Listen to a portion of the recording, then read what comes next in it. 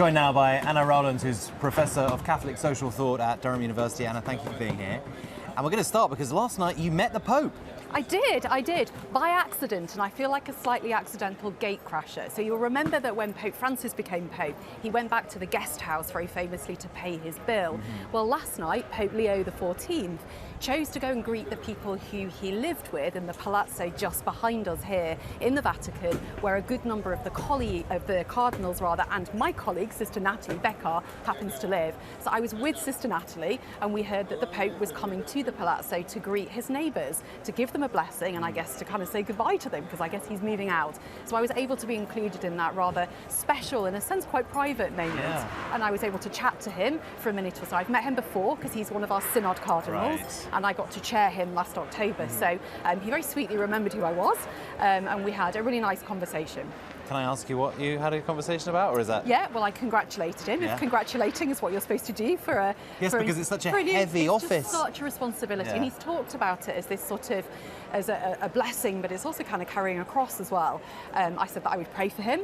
And I thanked him for his words last night, because I think the address that he gave to us in the square last night was quite extraordinary. It sets out the vision for how he intends to both carry the legacy of Francis forward, but do it with an Augustinian twist. So I thanked him for the power and conviction and beauty of his words last night. You've met him before, and you met him last night, and people say when they become Pope, the white cassock does something to them. They're very different. It's almost like the weight of office they carry with them. Did you get that sense already? Well, so I agree that the office changes the man as much as the man the office. But what's really interesting is I've met him before. He's a very unassuming, quite shy, gentle, good-humoured, very intellectually smart man. Last night he was smiley. So he was a little overawed, but he couldn't stop smiling. And there was a serenity and a calmness and a steadiness, but just a warmth, a kind of a deep softness in his face that actually felt deeply reassuring. So I think that, yes, the office will shape him, but he didn't seem terrified of the office. He seemed to have graces that come. The charism of the office seemed already to be there. Yeah, it does seem that way when you see him, at least the images we've seen of him now. We've seen him at the Mass celebrating that. So from what you've seen and from what we've heard and his name, where do you think this papacy is going?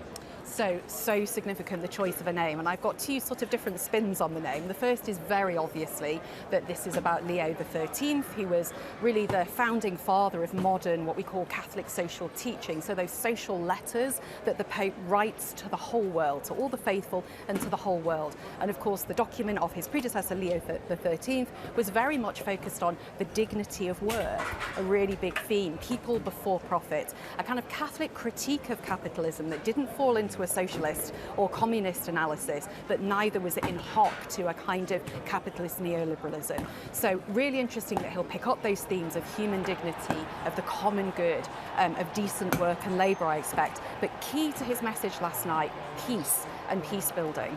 You know, he wants to be a dialogue person, a bridge builder. He wants to be somebody who mediates to society a divine vision of the good that brings lasting and deep peace. So Christ at the centre, reaching out. He talked about the colonnades behind us here as the open arms of embrace. They don't close, there's open space so that all are welcome. My other theory about the Leo choice is Leo was the closest friend of St. Francis of Assisi. If you go to Assisi, where St. Francis is buried, around him there are his closest companions, of whom Leo is one. And one of my Jesuit colleagues and I were chatting last night, and we were wondering together whether this is also about signalling his closeness in friendship to Pope Francis, but also maybe to that Franciscan tradition as well as the Augustinian one that he's part of. He's going to be an Augustinian Pope for an Augustinian moment. You'll know that J.D. Vance quoted St. Augustine very famously fairly recently, the envy of all theologians. He managed to make St. Augustine headline news. This guy's going to make St. Augustine headline news in a very different way.